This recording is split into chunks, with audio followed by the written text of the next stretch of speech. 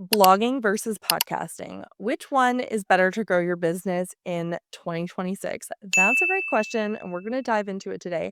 But let me first start by saying that there's no like one size fits all when it comes to marketing. It's not that one is ultimately the best situation for every single person and one is absolutely garbage. They're both extremely powerful platforms. And I just believe that one might be better for you in 2026. So, short answer, super short answer, is if you already have an audience, starting a podcast might make more sense in 2026.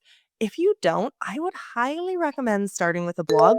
I'm going to explain why, and yes, I brought receipts. So, first, let's talk about searchability. This is where blogs still win by a mile when it comes to blogging versus podcasting, which is better to grow your business in 2026.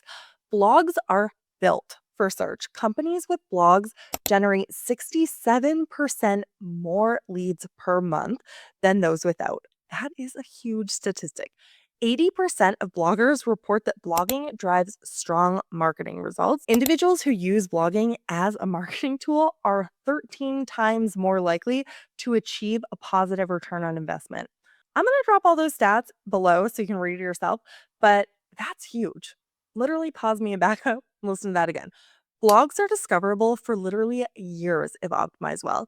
Not only am I saying this, I'm living it because I have a destination wedding business that I started in 2017. I blogged pretty consistently for 3 years, and now we just blog here and there. And that business brings in so many leads every single month. I no longer do the business. I have someone on my team who handles all the leads and takes care of them and provides them an amazing experience, obviously. But how cool is that? I have seen this firsthand time and time again. Now that I offer blog writing for other business owners, that's what I do. I forgot to introduce myself. Hi, I'm Kara, and I'm a blog writer and Pinterest manager for other small business owners who want to be found online. But basically, what I want you to know is that blogs are discoverable for years if they're optimized well. One great blog can drive traffic for months and even years after you publish it. Podcasts, on the other hand, which by the way, I do have a podcast too, and I've had it for 2 years. So I would consider myself like a newer podcaster, but I'm not like brand new by any stretch of the imagination. I'm currently at 107 episodes. So they do have some searchability if you know what you're doing, but it is limited. Most people, no matter what anyone tells you, won't find your show by searching like, how do I grow my business on Instagram or how do I, hire a website designer or whatever you do. Typically, they're not going to find your show that way. They might find your show if you have a higher profile guest that they're looking for, or if you have a topic that is super, super timely. In general, it's not going to be how they find you. They're more than likely going to find your podcast through you actively promoting it, which just means that podcasts aren't necessarily a passive marketing stream, right? You build the podcast and then you have to constantly drive traffic to it if you want your podcast to grow. Even if you have an episode on exactly what someone's searching for, it just won't rank the way that a blog or something that on Pinterest would. There is a caveat to this. And in fact, I found that most podcasters have episodes that perform way better when paired with a blog. So that's what I always say. If you're going to start a podcast, have it do double duty by publishing it on your blog with an SEO optimized blog. That does not mean a couple paragraphs that are copy and pasted that you're also using for show notes. And it also doesn't mean just dropping your transcript in there. Okay. I'm talking about like a full blog post that breaks down the key points that after I listen to your podcast episode, I could go to that blog post and get the key points again. Okay. Something like that that's optimized for Google is going to help you grow your podcast. Here's the thing, the best strategy ultimately is going to depend on where you're starting. So, if you already have an engaged audience, a podcast can be an incredible nurture tool and might make more sense as a place to start. I already told you that I think blogs are significantly better for reaching new audiences, but if you're starting somewhere where you already have people that are interested in what you have to say and you're just looking for a way to go deeper with them, podcasting can make a lot of sense. People who listen to you week after week are so much more likely to buy from you. And in fact, the average listener stays engaged through 75% of an episode, which is just wild when you compare it to like social media and other marketing platforms. Average podcast episode, I think, is about 41 minutes. So people are spending about half an hour a week with you. That is a big deal. They're taking you with them while they do the dishes, while they go for a drive, while they run on their hot girl walks, whatever. You're in their ear, which is just like incredibly, you're building a relationship with them. That's another thing that I want to say is podcasts are truly, they feel intimate, right? They do build trust. And overall, I think they're amazing for long-term brand building. I kind of consider them more in the middle part of your funnel though. Because if you're newer and you don't have a large audience yet, a blog is going to be your best bet.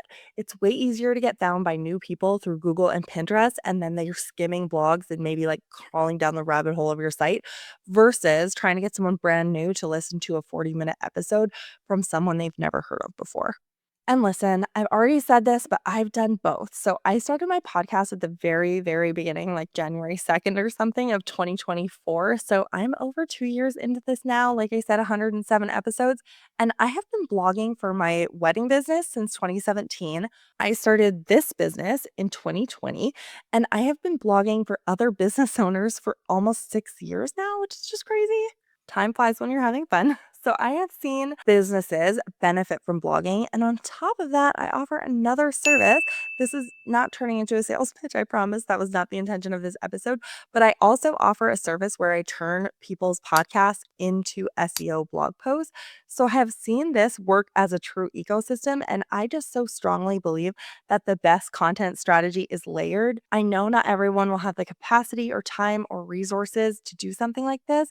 But if you can use your blog to attract and really serve as a top of funnel, passive lead generation, people are searching and they're finding you kind of situation, and then use a podcast to nurture and convert, that is going to be your best case scenario every single time. And as a little bonus tip, I would definitely throw in some email marketing there because that's how you really take your relationship to the next level, right? If someone's listening to your podcast, if they're skimming your blog post, if your call to actions aren't rock solid and you're not selling something that they're going to make a decision on right that second, you got to get them on your email list and you got to be consistent emailing them.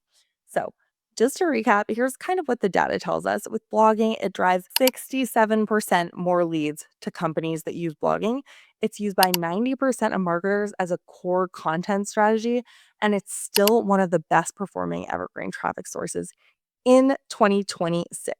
I'm going to leave some more YouTube videos that you can watch next. And again, I'll find where I found all these sources. It's incredible and you can do it yourself. You can hire someone like me to do it. It's literally never been easier in the age of AI. And then compare that to podcasting. So podcasting has over 584 million global listeners as of 2025. 69% of listeners say podcasts have helped them discover new brands, and 68% have made a purchase based on a podcast recommendation. That just like reinforces the points that I'm trying to make, right? Blogging helps people find you, podcasting helps people trust you, and that trust leads to conversion. When the question isn't which is better, it's which is better for you where you are right now. Here's what I recommend to most of my clients in 2026. If you're just starting out or you want to build consistent visibility, start with blogging.